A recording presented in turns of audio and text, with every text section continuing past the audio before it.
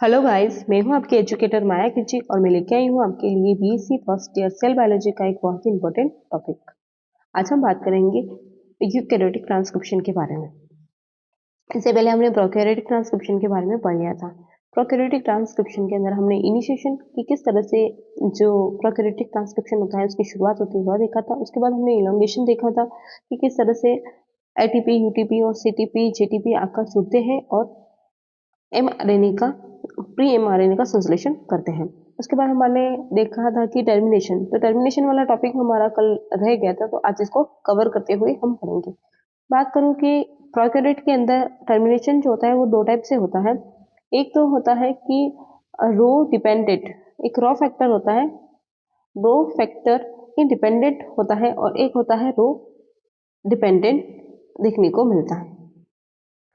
अब ऐसे आरएनए जहां पर रो फैक्टर नहीं है, तो ऐसे में ये जो एमआरएनए होता है वो कैसे डिसोशिएट होता है। तो यहाँ पर डिसोशिएट होने के लिए क्या होता है कि जब भी ये जो हमारा डीएनए है, जैसे मैं यहाँ पे ड्रॉ कर लेती हूँ, ये हमारा क्या है, डीएनए है, और यहाँ से हमारा जो लूपिंग खुला हुआ है और यहाँ से हमारा क्या बन रहा है, एमआरएनए बन रहा है।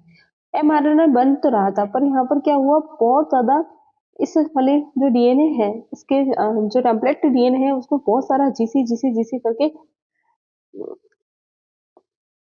देखने को मिल रहा है न्यूक्लियोटाइड। जिसे जिसे वाला जो चेन है, वो श्रृंखला है, हमें देखने को सीक्वेंस देखने को मिलता है। तो इस सीक्वेंस को, ये जैसे ये सीक्वेंस बहुत ज्यादा देखने को मिलता है, तो इस वाले आरएनए के अंदर क्या हो जाती है, ऐसे लूपिंग हो जाती है। और इस लूपिंग के जस्ट आगे क्या होता है, 4 से लगाकर 8 यूरेसिल देखने को मिलते हैं। यूरेसिल की एक 4 से लगाकर 8 यूरेसिल की एक चेन देखने को मिलती है। और यहाँ से ही इस लूप के कारण क्या होता है, ये जो डीएनए और आरएनए का जो हाइब्रिड है ना, उससे क्या हो जाता है, ये आरएनए जो होता है वो क्या हो जाता है, पृथक हो जाता है, सेपरेट हो जाता है। और ये जो पॉली यू वाला जो स्ट्रक्चर देखने को मिलता है वो कहाँ देखने को मिलता है, 3 प्राइम पर देखने को मिलता है। 3 प्राइम पर देखने को मिलता है। और जो आरएनए होता है वो कौन सी जगह से पृथक होता है, तो 5 प्राइम सिरे से आरएनए जो होता है वो पृथक हो जाता है। क्योंकि हमें पता है कि आरएनए के जो संश्लेषण होता है वो कौन सी दिशा से होता है, तो 3 प्राइम टू 5 प्राइम डायरेक्शन में ही आरएनए का जो संश्लेषण होता है वो कौन सी दिशा में होता है, तो वो हमारे 5 prime to 3 prime 5 prime to 3 prime दिशा में चलता है। और डीएनए टेम्पलेट जो होता है वो कौन से छोर पे देखने को मिलता है, 3 prime to 5 prime, 3 prime to 5 prime देखने को मिलता है। तो यहाँ पर अपन ने इतना देखा कि इस तरह से अगर रो फैक्टर नहीं है तो है। अगर अपन रो फैक्टर की बात करें, जैसे कि ये हमारा क्या था, डीएनए था, ये हमारा डीएनए, और इस डीएनए के अंदर बाइंडिंग और अनबाइंडिंग, रिबाइंडिंग और अनबाइंडिंग दोनों की गई। यहाँ से क्या हो रहा है, अनबाइंडिंग हो रहा है जैसे यहाँ पे लिखा हुआ है, और यहाँ से क्या हो रही है, रिबाइंडिंग हो रही है। बीच में क्या जुड़ा हुआ है, हमारा यहाँ पर इस श्रृंखला पे आकर हमारा आरएनए पॉलीमरेज जुड़ा हुआ है। अब ये आरएनए पॉलीमरेज जो है वो आगे जाके क्या कर रहा है, न्यूक्लियोटाइड को बनाते बनाते हमारे प्री एमआरएनए का संश्लेषण कर रहा है।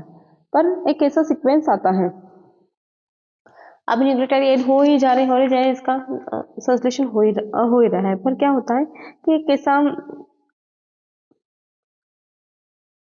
स्प्रेड आता है जहां पर क्या होता है कि ये जो होता है ना, ये जो एमआरएनए है, अब उसका संश्लेषण होना रुक जाता है। ऐसा क्यों होता है, तो हम यहाँ पे देखते हैं कि हमारे पास क्या होता है, यहाँ पे एक रो फैक्टर देखने को मिलता है। ये जो रो फैक्टर होता है वो क्या करता है, इस आरएनए के साथ इंटरेक्शन करता है। जैसे ही आरएनए के साथ इंटरेक्शन करता है तो क्या होता है,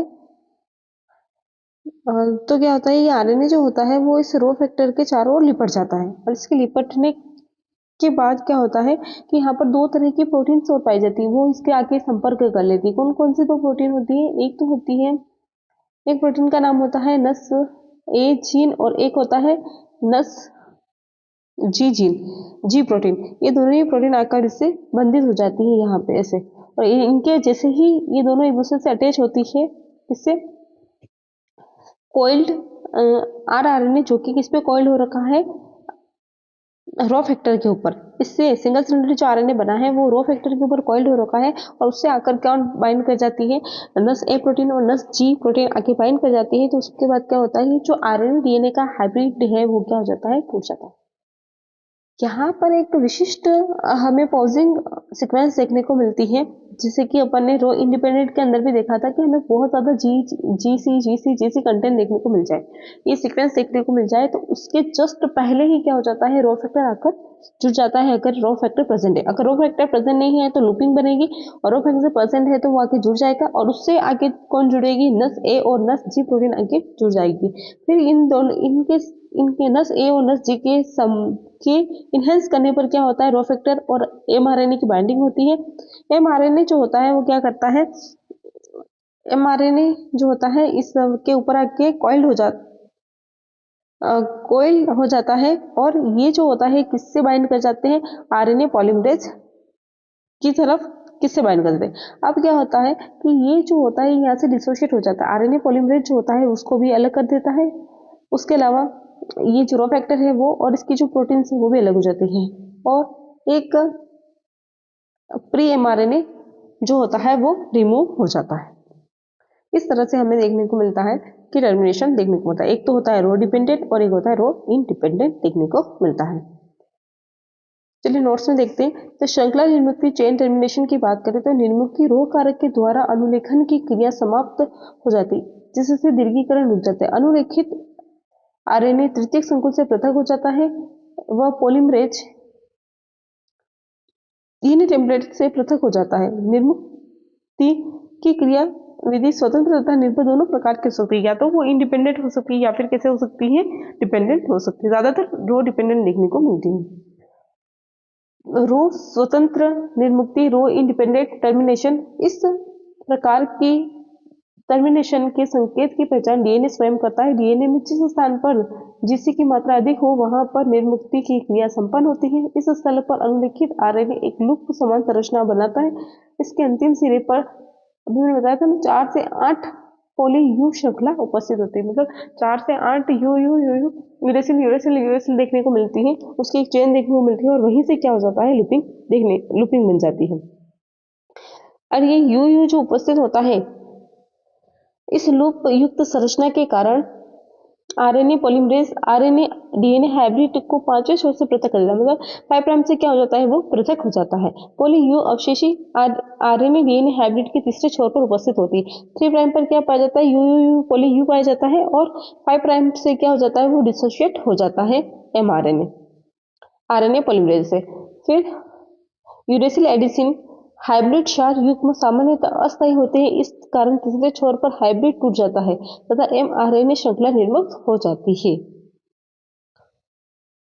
अब बात करते हैं रो निर्भर निर्मुक्ति, रो डिपेंडेंट टर्मिनेशन। निर्मुक्ति के लिए रो कारक की आवश्यकता होती है। यह कारक हेक्सामर होता है। किस तरह का होता है, ये हेक्सामर होता है। इसकी 6 यूनिट होती है। इसकी कितनी यूनिट होती है, 6 यूनिट होती है।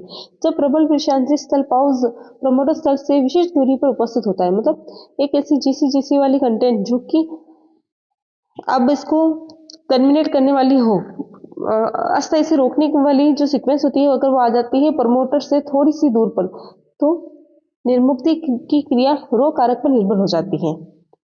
तो रो कारक पर निर्भर हो जाती है। अब रो कारक आकर इस पे बाइंड करेगा, तो क्या होता है कि यह यदि विषांतरी स्थल पाउच साइड प्रमोटर के नजदीक उपस्थित हो तो निर्मुक्ति नहीं हो पाती है।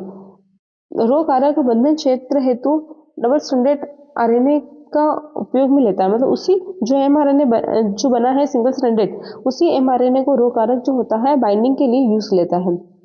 रो कारक आरएनए के बंधन क्षेत्र से आरएनए पॉलीमरेज की तरफ गमन करता है।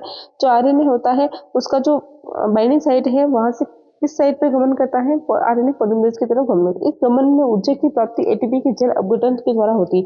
यहाँ पर एटीपी जो होता है उसका हाइड्रोलाइसिस हो जाता है और एनर्जी जो होती है वो प्रोवाइड होती है गमन के लिए। अनुलेखन में निर्मित सिंगल स्ट्रैंडेड आरएनए रो कारक के चारों ओर लिपट जाता है। अभी मैंने बताया था कि रो कारक के चारों ओर क्या हो जाएगा, ये सिंगल स्ट्रैंडेड आरएनए जो होगा वो लिपट जाएगा। इस क्रिया के पश्चात आरएनए पॉलीमरेज निर्मुक्ति स्थल तक पहुंच जाता है। तुरंत ही रो प्रोटीन आरएनए पॉलीमरेज के कोर एंजाइम के संपर्क में आ जाती है और जैसे ही आरएनए पॉलीमरेज का जो कोर एंजाइम होता है उससे क्या आ जाती है, तुरंत ही रो प्रोटीन जो होती है वो संपर्क में आ जाते हैं। जैसे ही आरएनए पॉलीमरेज जो होता है टर्मिनेशन साइट पे पहुंच जाता है। यह संपर्क नस ए तथा नस जी प्रोटीन द्वारा प्रेरित होता है। मतलब इनको आरएनए पॉलीमरेज से जोड़ने के लिए कौन जरूरी है, नस ए और नस जी प्रोटीन जरूरी है। यह पद न्यूक्लियोटाइड ट्राइफॉस्फेट द्वारा प्रेरित होता है। फिर हम बात करते हैं रोग कारक के चारों ओर आरएनए के लिपटने का क्रम अनुरोध चालू रहता है तथा आरएनए व डीएनए बंधन को विखंडित कर देता है।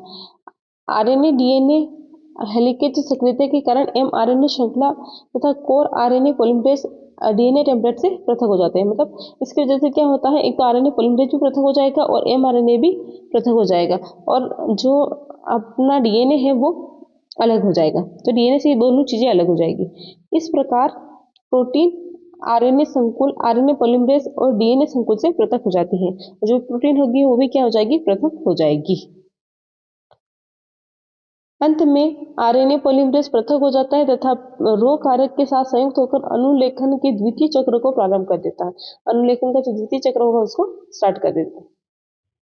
फिर इस प्रकार जो निर्मित होते हैं, कौन कौन से आरएनए निर्मित, एक एमआरएनए, टीआरएनए तथा आरआरएनए में आरआरएनए राइबोसोमल के साथ राइबोन्यूक्लियोप्रोटीन आरएनपी के रूप में स्थायी हो जाते हैं। टीआरएनए द्वितीयक विन्यास क्लोवर लीफ मॉडल में रूपांतरित हो जाता है, लेकिन एमआरएनए की क्रियात्मक अर्ध आयु बहुत कम होती है, अतः इसका शीघ्रता से उपयोग होना आवश्यक है, अन्यथा यह नष्ट हो जाता है। मतलब कहने का मतलब है कि टीआरएनए जो होता है वो तो क्या हो जाता है, कॉइल्ड होकर कवर लीफ मॉडल बना लेता है। किस तरह की स्ट्रक्चर होती है इसकी, इस तरह की संरचना ये बना लेता है, इस तरह की ये संरचना बना लेता है coil leaf, clover leaf model की जैसी। पर इसका जो सेकेंडरी अरेंजमेंट है उसमें ये कन्वर्ट हो जाता है। पर जो एमआरएनए होता है अगर वो जल्दी से उपयोग में नहीं लिया जाता है, क्योंकि इसकी जो लाइफ टाइम है वो बहुत कम है, तो इसको अगर जल्दी यूज नहीं किया जाता है तो ये नष्ट हो जाता है। एमआरएनए शीघ्र ही कोशिका द्रव्य में जाकर प्रोटीन संश्लेषण में भाग लेता है। जैसे ही एमआरएनए का संश्लेषण होता है तो सीधा कहा जाता है, साइटोप्लाज्म के अंदर जाता है और प्रोटीन सिंथेसिस कर लेता है। अब बात करते हैं यूकैरियोट में अनुलेखन, transcription in eukaryote, transcription in eukaryotes. तो यूकैरियोट्स के अंदर ट्रांसक्रिप्शन कैसे होता है, हम मानते हैं कि जैसे कि प्रोकैरियोट्स है और यूकैरियोट्स है, उन दोनों की अगर तुलना करें ट्रांसक्रिप्शन की, तो प्रोकैरियोटिक और यूकैरियोटिक जो ट्रांसक्रिप्शन होता है उसमें से जो यूकैरियोटिक ट्रांसक्रिप्शन जो होता है वो सब ज्यादा जटिल होता है और प्रोकैरियोट से थोड़ा अलग होता है। किस तरह से ये अलग होता है, किस तरह से ये अलग होता है, जैसे कि हम देखते हैं कि जैसे प्रोकैरियोट है ना, उसके अंदर एक ही आरएनए पॉलीमरेज था और एक ही आरएनए पॉलीमरेज के से सारे आरएनए बन रहे थे, जैसे कि एमआरएनए भी बन रहा था, टीआरएनए भी बन रहा था और आरआरएनए भी बन रहा था। पर जो यूकैरियोटिक का ट्रांसक्रिप्शन होता है, यूकैरियोटिक ट्रांसक्रिप्शन के अंदर हमें जैसे कि एमआरएनए बनाना है तो उसके लिए आरएनए पॉलीमरेज अलग चाहिए होगा, टीआरएनए बनाने के लिए आरएनए पॉलीमरेज अलग चाहिए होगा और आरआरएनए को फॉर्मेशन के लिए आरएनए पॉलीमरेज अलग अलग चाहिए होंगे। तो मतलब तीन अलग अलग आरएनए पॉलीमरेज की सहायता से इनका संश्लेषण किया जा सकता है। अगर मैं बात करूं कि ये जो तीनों एंजाइम होते हैं वो पॉलीपेप्टाइड की उप इकाइयों से मिलकर बने होते हैं। ये किससे बने होते हैं, पॉलीपेप्टाइड की उप इकाइयों से मिलकर बने होते हैं।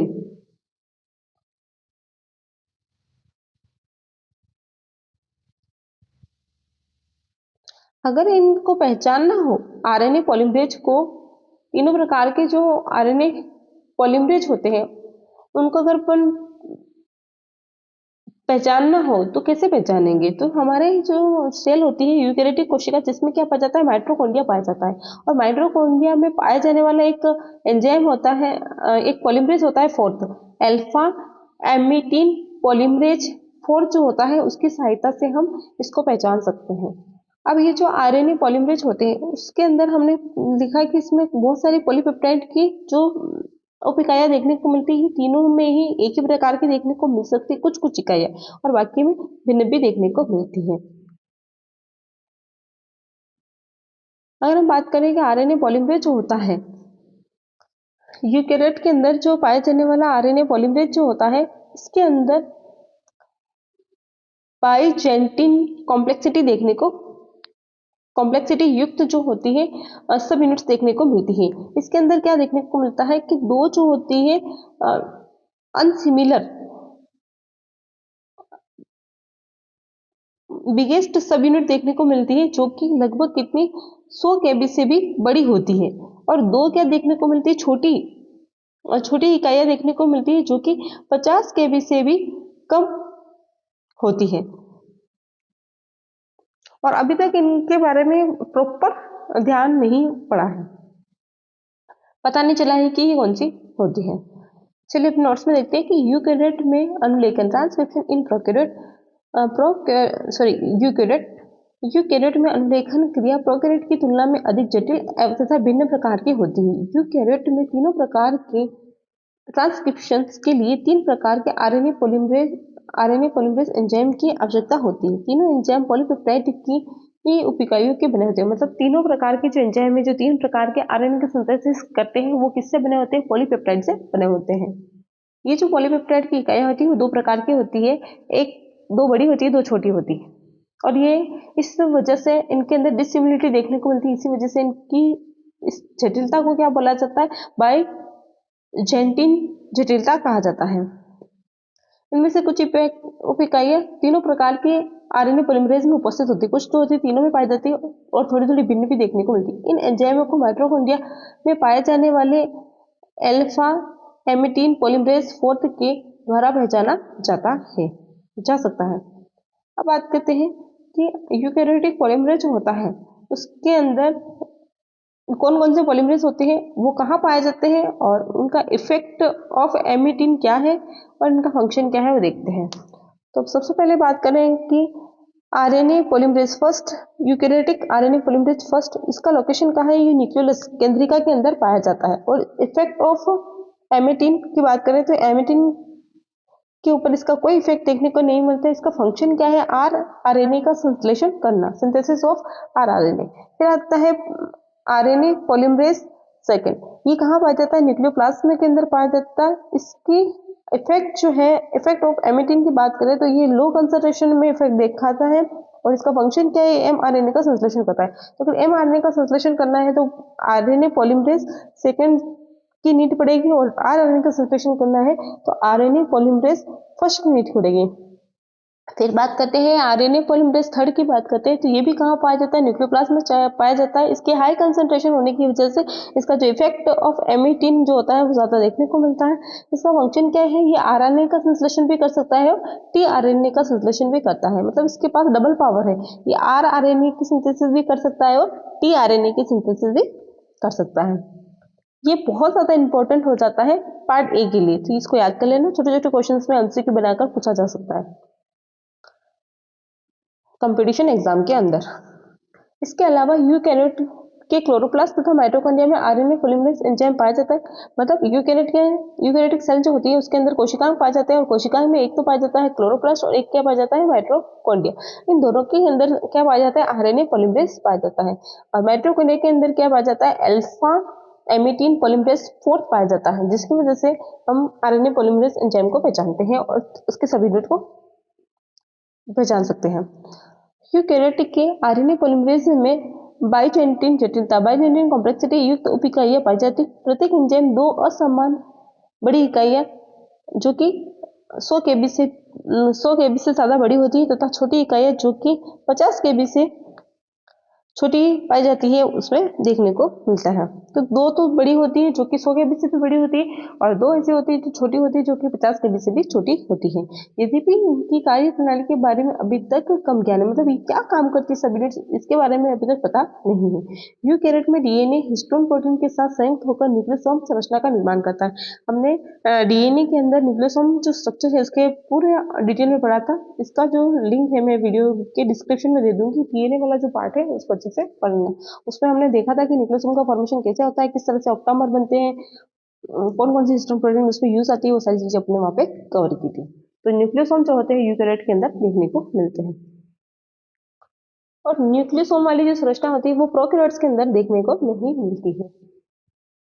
अब हमें पता है कि जो अभी हम ट्रांसक्रिप्शन पढ़ के आए हैं, और प्रोकैरियोट के अंदर जब भी आरएनए पॉलीमरेज जुड़ता है तो वहां पर एक कारक आता है जिसका नाम क्या था, सिग्मा फैक्टर। सिग्मा फैक्टर जो होता है वो आकर क्या करता है, आरएनए पॉलीमरेज को डीएनए टेम्पलेट से बाइंड करवाता है और आगे जाके क्या होती है, ट्रांसक्रिप्शन होती है।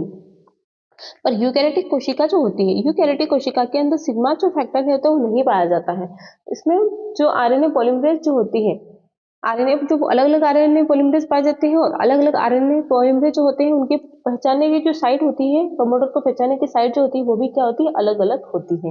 इनका प्रमोटर सीक्वेंस अलग अलग देखने को मिलता है, उसकी साइट पहचानने की साइट जो होती है वो भी अलग अलग देखने को मिलती है। तो देखते हैं कि तीनों प्रकार के आरएनए में कौन कौन सी साइट देखने को मिलती है।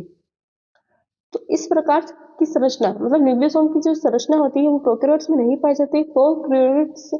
प्रोकैरियोट में प्रमोटर स्थल की पहचान सिग्मा कारक के द्वारा होती है, लेकिन यूकैरियोट में इस प्रकार का कारक अनुपस्थित होता है। अतः यूकैरियोट में अलग अलग पॉलीमरेज के द्वारा अलग अलग प्रमोटर की पहचान होती है। कौन कौन से पॉलीमरेज के द्वारा कौन कौन सी प्रमोटर की पहचान होती है वो देखते हैं। जैसे पॉलीमरेज फर्स्ट जो होता है इसका प्रमोटर सीक्वेंस कौन सा होता है, यूसीए। अगर यूसीए है और पॉलीमरेज वन रन कर रहा है तो आरएनए पॉलीमरेज वन रन कर रहा था, जैसे ही यूसीई को देखेगा और वहां पे जाकर बाइंड कर लेता है, ये इसकी प्रमोटर साइट है। और फिर इसके बाद ये आगे बढ़ता जाता है, इस तरह से आगे आगे बढ़ता जाएगा। उसके बाद आते हैं पॉलीमरेज आरएनए पॉलीमरेज सेकंड। इसके लिए टाटा बॉक्स या कैट बॉक्स की जरूरत होती है। अगर कहीं पे कैट बॉक्स है या टाटा बॉक्स है तो वहां जाकर कौन बाइंड आएगा, आरएनए पॉलीमरेज सेकंड में। जैसे कि यहाँ पे कैट बॉक्स देखने को मिल रहा है तो इस कैट बॉक्स से आरएनए पॉलीमरेज सेकंड आके बाइंड हो सकता है। और यहाँ पर कौन सा देख रहा है, टाटा बॉक्स दिख रहा है तो टाटा बॉक्स पे आकर भी ये बाइंड हो सकता है। अगर टाटा बॉक्स नहीं है तब जाकर कैट बॉक्स पे आकर ये बाइंड होता है।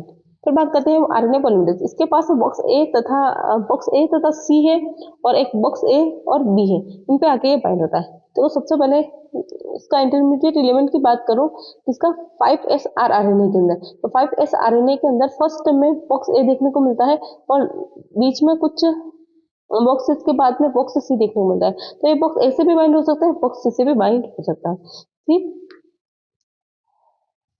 फिर हमें देखने को मिलता है कि बॉक्स ए, इसके बाद बहुत बड़ी कोडिंग रीजन देखने को मिलती है। फिर उसके बाद क्या देखने को मिलता है, बॉक्स बी देखने को मिलता है। तो टी आरएनए के अंदर बॉक्स ए और बॉक्स बी होते हैं, इन दोनों से ही क्या बाइंड हो सकता है, आरएनए पॉलीमरेज थर्ड। ये आरएनए 5s आरएनए से भी बाइंड हो रहा है और टी आरएनए से भी बाइंड क्यों हो पा रहा है, क्योंकि टी आरएनए के लिए भी टी आरएनए से भी क्यों बाइंड हो पा रहा है, टी आरएनए के प्रमोटर स्थल से भी क्यों बाइंड हो पा रहा है, क्योंकि ये इन दोनों की संश्लेषण कर सकता है। इसकी एक स्पेशल प्रॉपर्टी है कि ये दोनों ही एमआरएनए आरआरएनए और टीआरएनए दोनों का ही संश्लेषण कर सकता है, इसलिए इसके पास दोनों ही बाइंडिंग साइट है। आरआरएनए के लिए तो बॉक्स ए और बॉक्स सी से बाइंड करेगा और टीआरएनए के लिए ये बॉक्स ए तथा बॉक्स बी से बाइंड करेगा। अब बात करते हैं कि यूकैरियोटिक ट्रांसक्रिप्शन होता है कैसे है। तो हमें पता है कि कोई सा भी ट्रांसक्रिप्शन हो, चाहे वो प्रोकैरियोटिक हो या यूकैरियोटिक, उसमें 3 स्टेप देखने को मिलते हैं। एक तो देखने को मिलता है इनिशिएशन, दूसरा स्टेप देखने को मिलता है इलोंगेशन और तीसरा स्टेप देखने को मिलता है टर्मिनेशन। तो सबसे पहले एक प्रमोटर सीक्वेंस देखने को मिलती है डीएनए के अंदर। उस प्रमोटर सीक्वेंस से आरएनए पॉलीमरेज आके बाइंड करेगा, चाहे वो फर्स्ट हो, सेकंड हो या थर्ड हो, अपनी अपनी साइड को रिकॉग्नाइज करेंगे और वहां पे आकर बाइंड हो जाएंगे। इनके बाइंड होने के बाद क्या होगा, इलोंगेशन चलेगा, जिसमें क्या होगा, पॉली राइबोन्यूक्लियोटाइड जो होते हैं वो आके ऐड होंगे, जिसमें एटीपी, जीटीपी, यूटीपी और सीटीपी आकर बाइंड होते जाएंगे और इनके बाइंड होने से क्या होगा, आरएनए की सिंथेसिस हो जाएगी। फिर एक टर्मिनेशन साइट आएगी जहां पर ऐसा टर्मिनल देखने को मिलेगा जिसपे ऐसी संरचनाएं देखने को मिलेगी जो कि स्टॉप करवा सकती है, चाहे वो स्टॉप कोडन देखने को मिले या फिर पॉलीयू चेन देखने को मिल जाए। तो वहां पर आकर क्या हो जाएगा, टर्मिनेशन हो जाएगा। और टर्मिनेशन होने के बाद क्या होगा, आरएनए पॉलीमरेज जो होगा वो इससे अलग हो जाएगा और जो न्यूली सिंथेसिस हमारा एमआरएनए है वो भी रिलीज हो जाएगा डीएनए टेम्पलेट से। तो ये 3 प्रोसेस हमें देखने को मिलती है जो कि हमने प्रोकैरियोट्स के अंदर पढ़ी थी, बिल्कुल सेम है। बस इसका इनिशिएशन प्रोसेस जो होता है वो सिग्मा इंडिपेंडेंट होता है। तो सिग्मा की जगह पर बहुत सारे कॉम्प्लेक्स बनते हैं और उन कॉम्प्लेक्स के जरिए आरएनए यूकैरियोटिक ट्रांसक्रिप्शन जो होता है वो स्टार्ट होता है। जैसे हम बात करते हैं यूकैरियोटिक जीन रेगुलेशन या ट्रांसक्रिप्शन इनिशिएशन की बात करते हैं, तो ट्रांसक्रिप्शन इनिशिएशन यहाँ पर कैसे होता है। तो सबसे पहले हम देखते हैं कि ये जो है टाटा बॉक्स, ना, टाटा बॉक्स जो है उस पर आकर हमारा आरएनए पॉलीमरेज सेकंड जो होता है वो बाइंड होगा। अब इसको बाइंड होगा तो इसको बाइंड करवाने के लिए क्या होगा, सबसे पहले इस टाटा बॉक्स पर एक TBP, TATA box binding protein जो होगी वो आकर बाइंड करेगी। फिर transcription factor second D bind करेगा, उससे ट्रांसक्रिप्शन सेकेंड बी बाइंड करेगा, फिर ट्रांसक्रिप्शन फैक्टर सेकेंड ए बाइंड करेगा, और फिर उसके बाद transcription factor second E F H, इस तीनों आकर बाइंड कर जाएंगे और इस तरह से एक कॉम्प्लेक्स का फॉर्मेशन होगा। इस कॉम्प्लेक्स को क्या बोलते हैं, असेंबलेड कॉम्प्लेक्स बोलते हैं, असेंबलेड कॉम्प्लेक्स बोलते हैं। और ये असेंबलेड कॉम्प्लेक्स जो होता है वो जो होता है क्या करता है, पूरी तरह से आरएनए पॉलीमरेज को बाइंड करवाता है। तो जैसे कि इन्हेंसर पर आकर जो अपना इन्हेंसर है जहां से हमें प्रोमोटर साइट देखने को मिली टाटा बॉक्स, इस टाटा बॉक्स के सबसे पहले कौन सी प्रोटीन आएगी, TB protein, TATA box binding protein. इस बाइंडिंग प्रोटीन पर आकर कौन बाइंड हो सकता है, टीएफ सेकेंड डी, इसको बोलते हैं ट्रांसक्रिप्शन फैक्टर सेकेंड डी, ये आके बाइंड हो गया।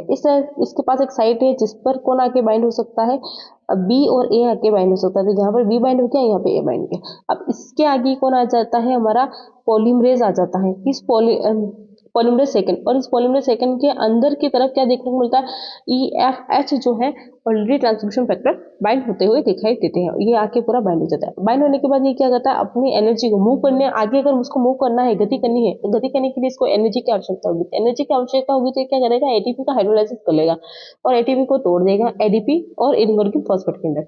जिससे इसका फॉस्फेट रिमूव होगा तो इसमें क्या हो जाएगी, एनर्जी प्रोड्यूस हो जाएगी और ये क्या करेगा, एमआरए की सिंथेसिस करता हुआ आगे की ओर मूव कर जाएगा। इसमें एक और साइड पाई जाती है जिससे बोलते हैं इनहेंसर। इनहेंसर के साथ में एक्यूएटर आगे जुड़ता है और मीडिएटर आगे जुड़ जाता है, और ये मीडिएटर और एक्यूएटर जो होता है ये हमारा जो एसोसिएट कॉम्प्लेक्स बना है इससे आके ज्वाइंट हो जाता है। तो इस तरह से इसकी संरचना का स्टार्टिंग होता है। पर हमें पता है कि जब भी हम बात करते हैं कि यूकेरियोट में आरएनए पॉलीमरेज का जो प्रमोटर स्थल जो होता है, ये प्रमोटर जो साइट होती है उससे बाइंडिंग जो होता है वो दो तरह से होता है। एक तो जनरल ट्रांसक्रिप्शन फैक्टर के द्वारा होता है और एक जीन स्पेसिफिक ट्रांसक्रिप्शन के द्वारा होता है। जीन स्पेसिफिक ट्रांसक्रिप्शन में ZN जी की जो सिस और ट्रांस फॉर्मेशन होती है उसको देखा जाता है, जबकि जनरल ट्रांसक्रिप्शन के अंदर ये सारे फैक्टर आके बाइंड होते हैं।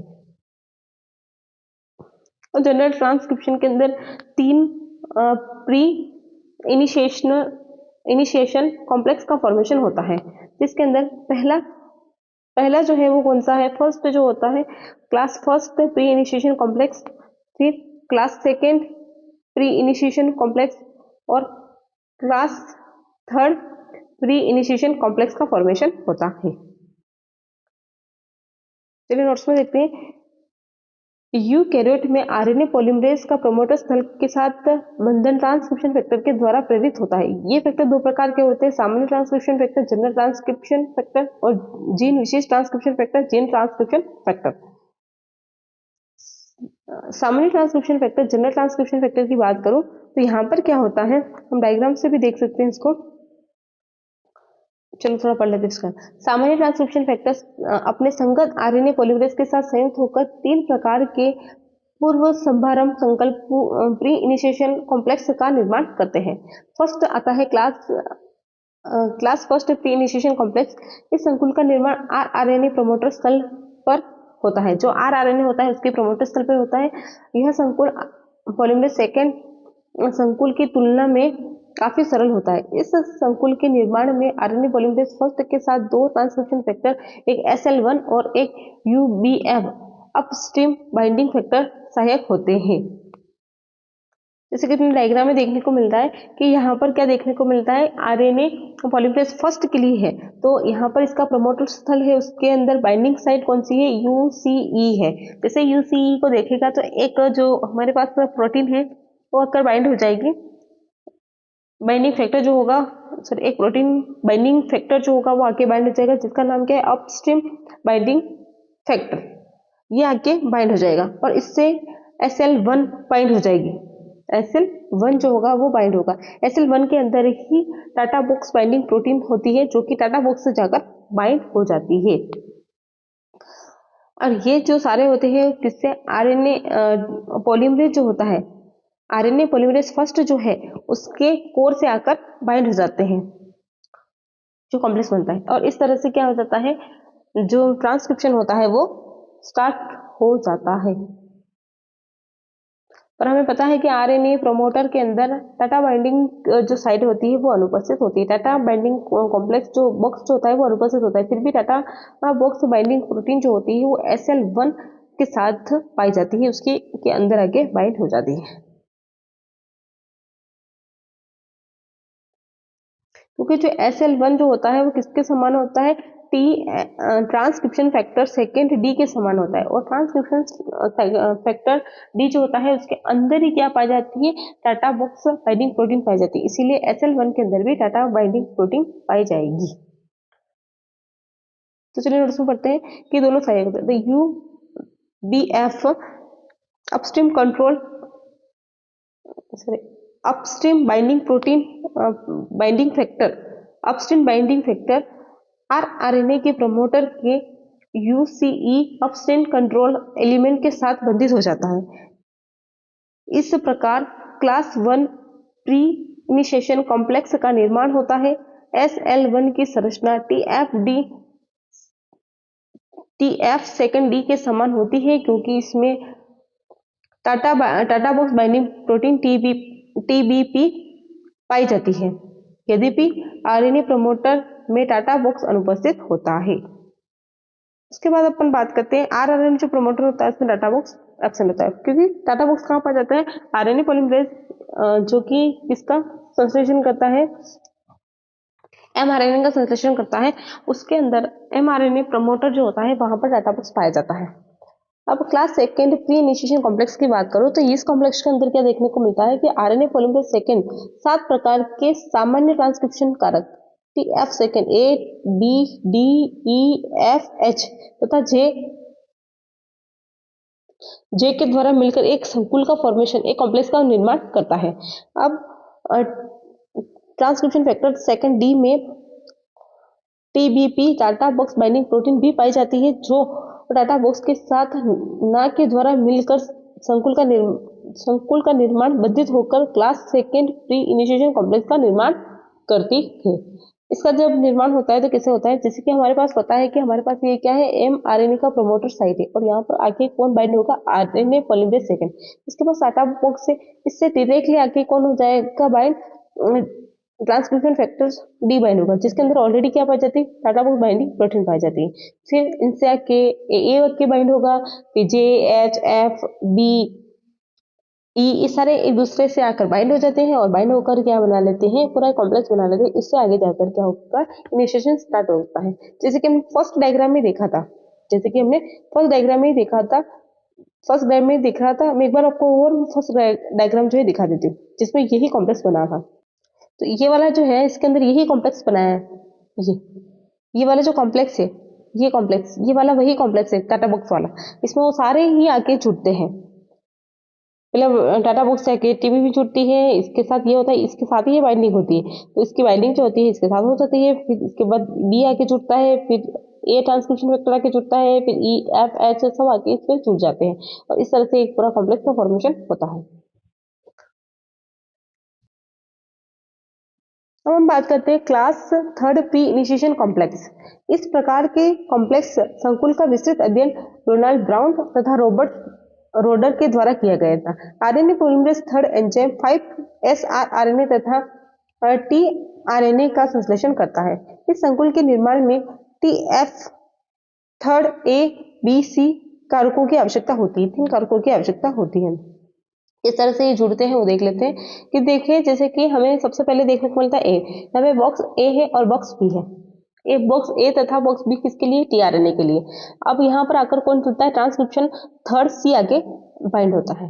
फिर जैसे ही ये इस बॉक्स पर आकर बाइंड हो जाता है, बॉक्स ए तथा बॉक्स बी से जैसे ये बाइंड होता है तो ट्रांसक्रिप्शन जो बी है, ट्रांसक्रिप्शन फैक्टर थर्ड बी जो है वो आके बाइंड हो जाता है, और थर्ड बी के पास में क्या होती है, टाटा बॉक्स बाइंडिंग प्रोटीन होती है। भले यहाँ पर टाटा बॉक्स नहीं है, फिर भी इसमें ये पाई जाती है टाटा बॉक्स बाइंडिंग प्रोटीन। और इससे आकर क्या बाइंड हो जाता है हमारा आरएनए पॉलीमरेज थर्ड आके बाइंड हो जाता है। आरएनए पॉलीमरेज थर्ड आके यहाँ पर बाइंड हो जाता है और आगे जाकर क्या होता है आरएनए का संश्लेषण हो जाता है। टीआरएनए का सिंथेसिस ऐसे ही होता है। फिर यहाँ से टीआरएनए की सिंथेसिस होती है। तो यहाँ पे अलग अलग होते हैं ना, उसमें प्रोकैरियोट्स के अंदर हम एमआरएनए बना रहे थे और एमआरएनए में आगे जाके प्रोसेसिंग करके टीआरएनए आरआरएनए बन रहे थे। पर यहाँ पर क्या है आरआरएनए टीआरएनए और एमआरएनए तीनों अलग अलग विधियों से बनते हैं। तो मैं ये किसका बता रही हूँ टीआरएनए। इससे पहले हमने दो पढ़े वो किसके थे आरआरएनए और एमआरएनए के थे। और यहाँ पर अगर 5' आरआरएनए होता तो यहाँ पर बॉक्स बी की जगह क्या होता बॉक्स सी होता और बॉक्स सी से आकर जो ट्रांसक्रिप्शन फैक्टर थर्ड सी आके बाइंड हो जाता है। फिर से इसी तरह से ट्रांसक्रिप्शन फैक्टर थर्ड बी आता जिसे टाटा बाइंडिंग प्रोटीन होती और उससे ऊपर आकर हमारा कोर एंजाइम जो होता है आरएनए पॉलीमरेज थर्ड का बॉन्ड इस तरह से हमें देखने को मिलता। तो RNA polymerase third enzyme 5' RNA तथा टीआरएनए का संश्लेषण करता है। इस संकुल का निर्माण T transcription factor third A B C तथा सी कारकों की आवश्यकता होती है। Transcription third B RNA polymerase third के लिए वास्तविक ट्रांसक्रिप्शन इनिशिएशन फैक्टर का कार्य करता है। मतलब जो बी होता है वही कार्य करता है क्योंकि इसी से आकर क्या होता है कोर एंजाइम जो आगे आरएनए पॉलीमरेज थर्ड का कोर एंजाइम जो आके बाइंड होता है। अन्य दो कारक सहायक कारक का कार्य करते हैं। सर्वप्रथम जो होता है ट्रांसक्रिप्शन थर्ड ए तथा सी जो होता है वो 5' आरआरएनए अथवा जो टी होता है वो टीआरएनए जीन में आकर बाइंड हो जाता है। मतलब सी जो होता है वो टीआरएनए से बाइंड होता है और ए जो होता है वो किससे बाइंड होता है आरआरएनए से आके बाइंड हो जाता है। इसके पश्चात प्रोटीन अंतःक्रिया के कारण टीएफ थर्ड बी ट्रांसक्रिप्शन समारण स्थल के निकट बंधित हो जाता है वो बाइंड हो जाता है और अंत में आरएनए पॉलीमरेज थर्ड जो होता है ट्रांसक्रिप्शन समारण स्थल ट्रांसक्रिप्शन इनिशिएशन साइट पर बंधित हो जाता है। ट्रांसक्रिप्शन थर्ड बी में SL1 तथा टीएफ सेकेंड डी के समान टाटा बॉक्स बाइंडिंग प्रोटीन तथा टीएएफ कारक पाए जाते हैं। इस संकुल में टीबीपी कारक उपस्थित होते हैं लेकिन टाटा बॉक्स अनुपस्थित होता है। फिर अपन बात करते हैं जीन विशिष्ट transcription factor gene specific transcription factor की बात करते हैं। अब हम बात करते हैं कि जीन इसमें क्या होता है कि एक तो पाया जाता है अपना प्रमोटर स्पेसिफिक फैक्टर देखने को मिलता है ना। वर्ग सेकेंड जो जीन होती है उसके अलावा ट्रांसक्रिप्शन फैक्टर के अलावा वर्ग सेकंड जीन जो होती है उसके अन्य स्पेसिफिक प्रमोटर स्पेसिफिक फैक्टर के साथ अंतःक्रिया होती है। इसमें क्या होता है कि कुछ कारक जो होते हैं जीसी बॉक्स तथा सी कैट बॉक्स के साथ बंधित हो जाते हैं और ये बॉक्स जो होते हैं हमें कहाँ देखने को मिलते हैं मेमल्स के अंदर देखने को मिलते हैं आसानी से देखने को मिल जाते हैं। फिर एक साइंटिस्ट आते हैं जिनका नाम है रॉबर्ट तजिन। ये रॉबर्ट तजिन जो है उन्होंने क्या किया जो ह्यूमन की हेला कोशिका से SP1 प्रोटीन को पृथक किया था और इन्होंने देखा कि ये जो प्रोटीन है इसके अंदर क्या है फिंगर लाइक जो डोमेन है वो पाए जाते हैं। फिंगर लाइक डोमेन की रिपीटेटिव इकाइयां देखने को मिली इनको जो कि किससे बाइंड होती है ZN से बाइंड होती है जिंक आयन के साथ बंधित होती है। इसलिए इन फिंगर लाइक स्ट्रक्चर को क्या कहा जाता है जिंक फिंगर भी कहते हैं। और इनके साथ बहुत सारे क्या पाए जाते हैं DNA अंदर प्रोटीन देखने को मिलते हैं।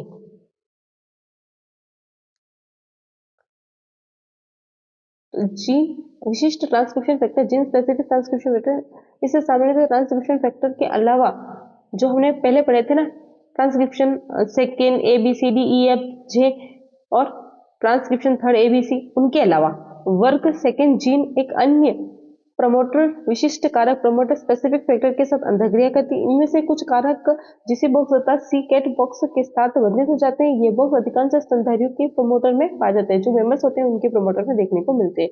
अब हम स्ट्रक्चर की बात करते हैं जिंक फिगर की तो ये सबसे बीच में क्या देखने को मिलता है जिंक देखने को मिलता है और ये क्या है फिंगर लाइक स्ट्रक्चर है। इसमें सिस और इस दो तरह के या अन्य कारक भी देखने को मिलते हैं। सिस्टीन और हिस्टिडीन जो होते हैं वो इससे बाइंड रहते हैं। ये हिस्टिडीन ये cysteine, histidine, cysteine, cysteine, cysteine, histidine, histidine, इस तरह से ये बाइंड होते हैं एक दूसरे। सिस्टीन और हिस्टीडीन के बीच में क्या पाया जाता है, बंधन देखने को मिलता है। और यहाँ पर दो सिस्टीन जुड़े हुए हैं, यहाँ पर से दो हिस्टीन जुड़े हुए हैं और बीच में क्या है, जिंक। तो जिंक, इसलिए जिंक से बाइंडिंग होने की वजह से इन अंगुली प्रवर्त को क्या कहा जाता है, जिंक फिंगर कहा जाता है। रॉबर्ट तीजन ने मनुष्य के हेला कोशिकाओं में sp1 प्रोटीन को पृथक किया है। इस प्रोटीन में अंगुली रूपी डोमेन की पुनरावर्तित इकाइयां पाई जाती है। ये डोमेन जिंक आयन के साथ बंधित होते हैं, अतः इसे जिंक फिंगर भी कहते हैं। मतलब ये एक हो सकती, दो हो सकती, तीन हो सकती, चार हो सकती, क्योंकि बहुत सारी इकाइयां देखने को मिलती है और वो किससे बाइंड होती है, जिंक से बाइंड होती है, इसलिए इनको जिंक फिंगर भी कहा जाता है। इस प्रकार की जिंक फिंगर अनेक प्रकार के डीएनए बंधक प्रोटीन में पाए जाते हैं। अब बात करते हैं कि जो यूकैरियोटिक ट्रांसक्रिप्शन प्रोसेस जो होती है वो क्या होती है। जैसे कि आरएनए पॉलीमरेज तीन संकुलों के द्वारा क्या हो जाएगा, बाइंड हो गया, इनिशिएशन प्रोसेस हुई और आरएनए पॉलीमरेज जो है वो आकर यहाँ पे बाइंड हो गया, प्रमोटर साइड से आके बाइंड हुआ। इसने क्या किया, एलोगेशन किया, एमआरएनए का संश्लेषण किया। अब क्या हुआ, ये चलता चलता कहाँ आ गया, टर्मिनेशन साइड पे आ गया। जैसे टर्मिनेशन साइड पे आता है तो क्या हो जाता है, इस पे जो सिंथेसिस है वो स्टॉप हो जाती है और न्यू क्या बन जाता है, एमआरएनए बन जाता है।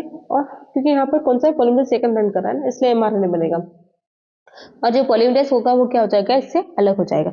जैसे ही पॉलीमरेज अलग हो जाएगा, पर यहाँ पर क्या देखने को मिलता है कि जैसे ही इसका टर्मिनेशन आता है तो यहाँ पर कौन सी सीक्वेंस उपस्थित होती है, तो या तो पैलिंड्रोमिक सीक्वेंस आ जाए। पैलिंड्रोमिक सीक्वेंस कौन सी होती है, मिरर इमेज होती है, जैसे कि GAACAAT हो,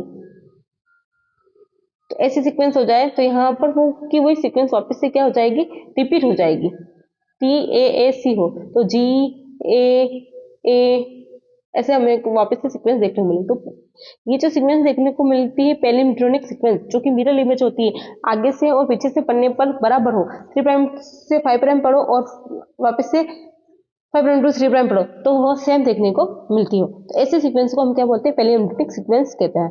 ऐसे सीक्वेंस आ जाए तब स्टॉप होता है, या फिर हमें क्या देखने को मिलता है, एक तो पोली ए देखने को मिलता है और उसके बाद में लास्ट में क्या देखने को मिलता है, एडेनिन देखने को मिले, तो ए की एक पूरी चेन देखने को मिले और फिर लास्ट में क्या देखने को मिलता है, थाइमिन देखने को मिल जाए। ऐसी जगह पर क्या हो जाएगा, वो बंद डीएनए के अंदर किस पे देखने को मिलेगा, ये डीएनए के अंदर ऐसे सीक्वेंस आ जाए तो वहां पर क्या हो जाएगा, टर्मिनेशन हो जाएगा आरएनए का। डीएनए का ऐसा खंड जहां पर क्या होता है, वह खंड जिसकी है ना, जो कि अभिव्यक्त नहीं होता, मतलब ये दो है ना, दो स्ट्रैंड है, तो इस वाला जो स्ट्रैंड है और ये वाला स्ट्रैंड है यहाँ पे बन रहा है, तो यहाँ जो स्ट्रैंड है यहाँ पर तो कोई बॉक्स नहीं आएगा ना, ए आएगा ना, कोई पॉलीमरेटिक सीक्वेंस आएगा, तो इस वाले स्थल को क्या कहा जाता है, सिस डोमेन कहा जाता है, सिक्स डोमिनेट कहा जाता है, सिक्स प्रभावी कहा जाता है। और यहाँ पर ये पोली ए टी या फिर क्या आ सकता है, पॉलीड्रोमिक सीक्वेंस आता है। ऐसे सीक्वेंस जहां पर ये खंड देखने को मिलता है इसको क्या बोलते हैं, ट्रांस डोमिनेट कहते हैं। तो ऊपर वाली क्या कहलाते हैं, सिक्स कहलाते हैं, नीचे वाली क्या कहलाती है, ट्रांस कहलाती है, जहां पर हमें टर्मिनेट सीक्वेंस देखने को मिलते हैं, क्योंकि एक ही जो स्ट्रैंड होती है वो क्या करती है, भाग लेती है।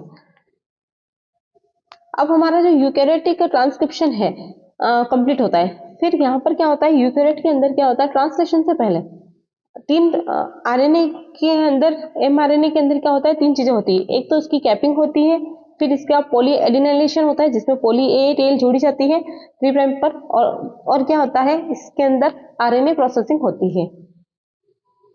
उसके बाद क्या होता है, ट्रांसलेशन होता है, प्रोटीन सिंथेसिस होती है। तो चलिए पढ़ते हैं नोट्स में। अनुलेखन की निर्मुक्ति, टर्मिनेशन डीएनए में उपस्थित टी श्रृंखला अथवा अन्य पॉलीड्रोमिक श्रृंखला आने पर हो जाती है। डीएनए का वह खंड जिसकी अभिव्यक्ति नहीं हो पाती है सिस प्रभावी, सिस डोमिनेट, तथा जिस खंड की अभिव्यक्ति होती है ट्रांस प्रभावी, ट्रांस डोमिनेट कहलाता है। अब बात करते हैं कि किस तरह से हमें देखने को मिलता है आरएनए प्रोसेसिंग, कैपिंग और एडिनाइलेशन।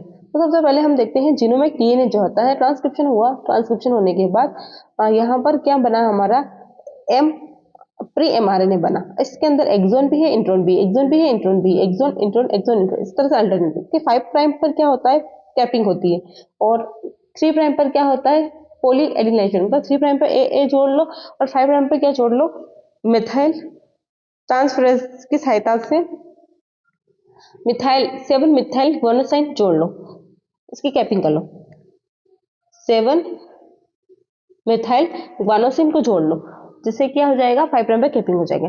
अब क्या करते हैं, यहाँ से इंट्रोन जो है उसको रिमूव करना। इंट्रोन को रिमूव करना क्या कहलाता है, स्प्लाइसिंग कहलाता है। और स्प्लाइसिंग होने के बाद क्या होता है, एक मेजर एमआरएनए का फॉर्मेशन होता है।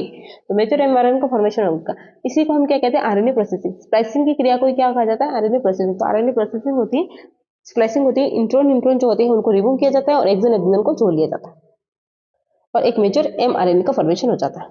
तो 3 प्राइम पे पॉली ए जेल जुड़ लिए, 5 प्राइम पर 7 मेथाइल गुआनोसिन को जोड़ लिया, मेथाइलेटेड गुआनोसिन को जोड़ लिया।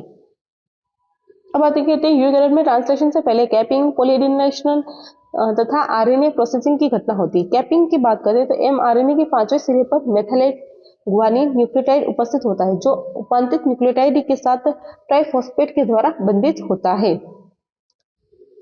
जैसे हमें पता है कि 5 प्राइम पे क्या पाया जाता है, जीपीपी, पीपीपी, एक्सपी, वाईपी पाया जाता है एमआरएनए प्रिकर्सर। तो इसमें जीटीपी रिएक्शन फर्स्ट होता है, जिससे क्या होता है, यहाँ से ये जो पीपीपी है, फॉस्फेट ट्राइफॉस्फेट है, वो क्या हो जाता है, रिमूव हो जाता है और एक्सपी वाईपी के साथ बाइंड हो जाता है। फिर रिएक्शन 2 होती है, जिसमें हम एस एडिनोसिन मेथाइनिन सेम को डालते हैं और मिथाइल ट्रांसफरेंस होता है। तो क्या होता है, यहाँ पर 7 पर आकर मिथाइल जुड़ जाता है और जीपीपी रहता है। उसके बाद हमने वापस से मेथाइल ट्रांसफरेंस की हेल्प से सेम को डालते हैं, रिएक्शन थर्ड होती है और हमें क्या देखने को मिलता है कि इसके गुआनोसिन के साथ क्या जुड़ जाता है, मेथाइल जुड़ जाता है। इसलिए इसको क्या कहते हैं, मेथाइलेशन मैकेनिज्म भी कहते हैं और उसको कैपिंग भी कहते हैं। उपांतित न्यूक्लियोटाइड की मेथाइलेटेड हो सकता है, जो कि राइबोज के द्वितीयक OH समूह पर पाया जाता है।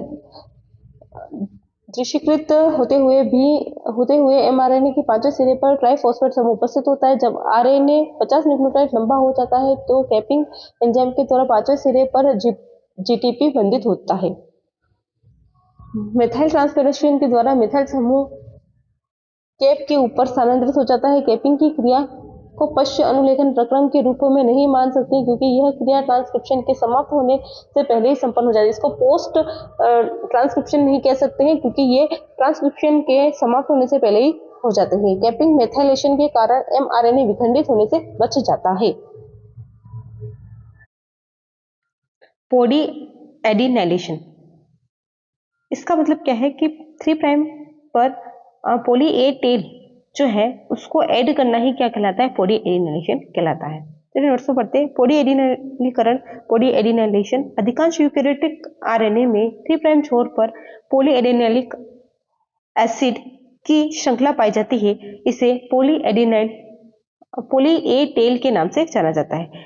जिस एमआरएनए में यह श्रृंखला पाई जाती है उसे पॉली ए प्लस कहा जाता है। यह श्रृंखला डीएनए द्वारा कोडित नहीं होती है, बल्कि केंद्रक में ट्रांसक्रिप्शन के पश्चात एमआरएनए के तीसरे सिरे पर संयुक्त होती है। यह क्रिया एंजाइम पॉली ए पॉलीमरेज द्वारा प्रेरित होती है। किसके द्वारा होती है, एंजाइम कौन सा है, पॉली ए पॉलीमरेज। यह एंजाइम एमआरएनए के तीसरे छोर पर OH समूह, हाइड्रोक्सिल जो समूह होता है उसकी पहचान करता है तथा लगभग 200 एडेनिन के क्षारकों को इससे जोड़ता है। लगभग कितने, 200 एडेनिन जो होते हैं वहां से आके यहाँ पे छुटते हैं। इस क्रिया से ट्रांसलेशन क्रिया प्रभावित नहीं होती और इससे एडिनाइलेशन करने से ट्रांसलेशन जो होता है उस पर कोई भी प्रभाव नहीं पड़ता, प्रोटीन सिंथेसिस पर कोई भी प्रभाव नहीं देखने को मिलता है। पॉलीएडिनाइलेशन की घटना संभवतः एमआरएनए को स्थायित्व प्रदान करती है, मतलब एमआरएनए जो होता है वो स्थायी हो जाए उसके लिए ही पॉलीएडिनाइलेशन किया जाता है। अभी तक पता नहीं है, हम ये प्रिडिक्शन लगा रहे हैं। इसके और कोई प्रभाव सामने देखने को नहीं आया, अभी तक इसका और भी कोई प्रभाव हो ऐसा हमें सामने देखने को नहीं मिला है। अब बात करते हैं आरएनए प्रोसेसिंग। तो आरएनए प्रोसेसिंग और यूकैरियोट के अंदर हम देखते हैं कि आरएनए के अंदर देखो ये जैसे कि ट्रांसक्रिप्शन हुआ, ट्रांसक्रिप्शन के बाद हमें क्या देखने को मिला, एमआरएनए देखने को मिला, प्राइमरी आरएनए ट्रांसक्रिप्ट जो है वो हमें देखने को मिलना। यहाँ पे सबसे पहले 5 प्राइम पर यूटीआर देखने को मिला, 3 प्राइम पर यूटीआर हमें देखने को मिला, फिर एक्सोन, फिर intron, exon 2, intron, exon 3, intron, exon 4, intron, exon 5 देखने को मिला। अब पोस्ट ट्रांसक्रिप्शनल मॉडिफिकेशन जो होते हैं वो होता है, जिसमें मॉडिफिकेशन जो है वो होते हैं जिसमें हमें देखने को मिलते हैं 5 प्राइम पर हमने क्या किया, कैप लगा दी। 3 प्राइम पर हमने क्या किया, पॉली ए टेल जो है उसको जोड़ दिया। अब क्या किया, जो इनिशिएशन आरएनए स्प्लाइसिंग की, जिससे क्या हुआ, इंट्रोन जो थे उनको रिमूव कर दिया। 1 2 3 4 5 इन पांचों को क्या कर दिया, यहाँ पर जोड़ दिया एक्सोन को, 5 एक्सोन को जोड़ दिया और इनके अंदर जो भी इंट्रॉन थे उनको रिमूव कर दिया। इस प्रक्रिया को आरएनए प्रोसेसिंग और आरएनए स्प्लाइसिंग कहते हैं, जो कि यूकैरियोट में पाई जाती है, प्रोकैरियोट्स के अंदर नहीं पाई जाती है। आरएनए प्रोसेसिंग की बात करते हैं, यूकैरियोटिक जीन और प्रोकैरियोटिक जीन की तुलना में भिन्न होती है। यूकैरियोट में यह पाया गया है कि संरचनात्मक जीन की लंबाई इससे संश्लेषित एमआरएनए की तुलना में अधिक होती है। जो स्ट्रक्चरल जीन जो होती है उसकी जो लंबाई होती है वो बहुत ज्यादा होती है एमआरएनए जो नया बना है उससे। आरएनए की कोशिका द्रव्य में स्थानांतरित होने से पहले इन अतिरिक्त श्रृंखलाओं को क्या कर दिया, हटाया जाता है। मतलब कहने का मतलब इसमें बहुत सारे इंट्रॉन्स पाए जाते हैं, इसलिए वजह से इसकी जो स्ट्रक्चर, इसकी जो लंबाई है वो ज्यादा हो जाती है, इसलिए हम क्या करते हैं, इसके इंट्रॉन्स को साइटोप्लाज्म से जाने से पहले ही हटा देते हैं और इंट्रॉन को जोड़कर एक्सोन को जोड़कर इंट्रॉन को हटा देते हैं और एक्सोन जोड़कर एक छोटा एमआरएनए बना लेते हैं।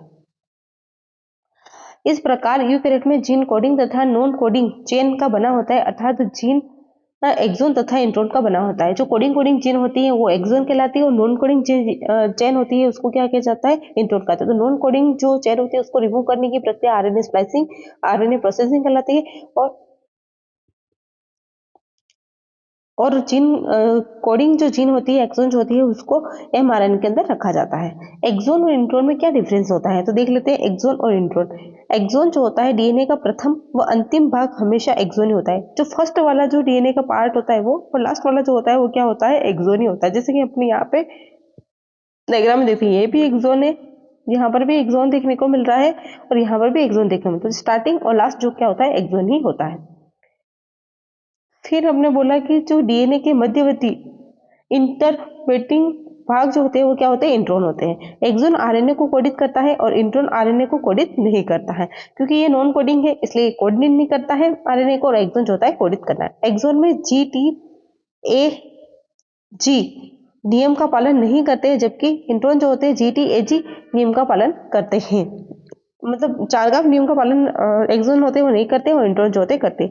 नियामक प्रोटीन एक्सोन द्वारा कोडित नहीं होती है, जबकि नियामक प्रोटीन जो होता है इंट्रॉन के द्वारा कोडित हो जाती है। फिर उसके बाद हम बात करते हैं, एक्सोन की संख्या निश्चित होती है कि कितने एक्सोन पाए जाएंगे, 4 पाए जाएंगे, 5 पाए जाएंगे, पर इंट्रॉन की जो संख्या होती है भिन्न होती है, क्योंकि जितने एक्सोन होंगे उनके बीच में इंट्रॉन देखने को मिलेगी।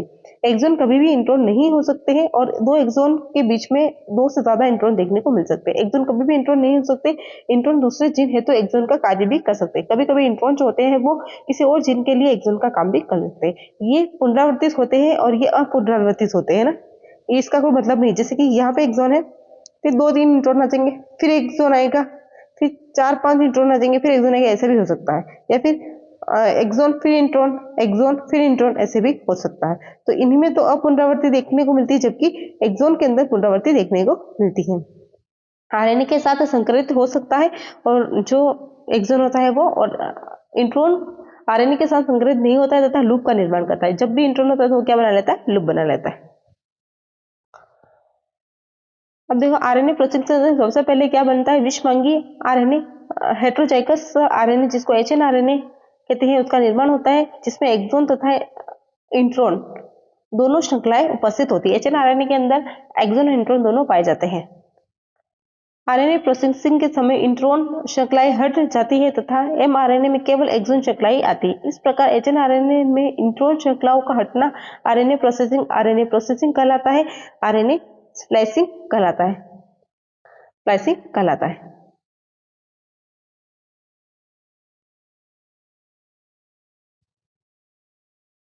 तो ये वाला जो क्वेश्चन है ना, एक्सोन और इंट्रॉन, ये पूछा जाता है ना, इंपॉर्टेंट है।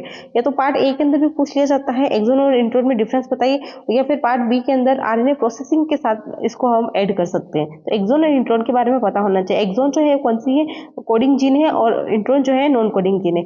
आरएनए प्रोसेसिंग करना क्या कहलाता है, आरएनए स्प्लाइसिंग क्या होती है, इसका मतलब क्या है कि एक्सोन को तो रखना है और इंट्रॉन को हटाना है, उसी को हम क्या कहते हैं, आरएनए प्रोसेसिंग या आरएनए स्प्लाइसिंग कहते हैं। तीन क्रियाएं होती है, वो कौन सी होती है, पोस्ट ट्रांसक्रिप्शन होती है, जिसमें से कैपिंग जो होती है ट्रांसक्रिप्शन के खत्म होने से पहले ही हो जाती है, और दोनों जो है बच्ची कौन सी, एक तो पॉली एडिनाइलेशन और आरएनए प्रोसेसिंग जो होती है वो ट्रांसक्रिप्शन के बाद में होती है। तो ये क्या कहलाती है, पोस्ट ट्रांसक्रिप्शन एक्टिविटी के नाम से इसको जाना जाता है। तो ये तो आज हमने पूरा क्या पढ़ा है, यूकैरियोटिक ट्रांसक्रिप्शन, और पहले हमने क्या पढ़ा था, प्रोकैरियोटिक ट्रांसक्रिप्शन। तो यहाँ ये जो हमारा ट्रांसक्रिप्शन वाला टॉपिक है वो कंप्लीट होता है। ट्रांसक्रिप्शन का सीधा मीन क्या होता है, डीएनए से क्या बनाना है, हमें आरएनए बनाना है। तो अभी आपको अच्छे से समझ में आ गया होगा कि डीएनए से आरएनए का फॉर्मेशन कैसे हो रहा है।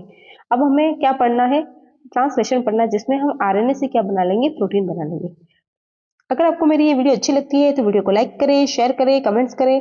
चैनल पर नए हैं तो चैनल को सब्सक्राइब करें, बेल आइकन को टच करें, ताकि मेरी आने वाली हर वीडियो की नोटिफिकेशन आपको मिलती रहे। आज की क्लास में बस इतना ही, मिलते हैं इसी नेक्स्ट क्लास में, तब तक के लिए बाय।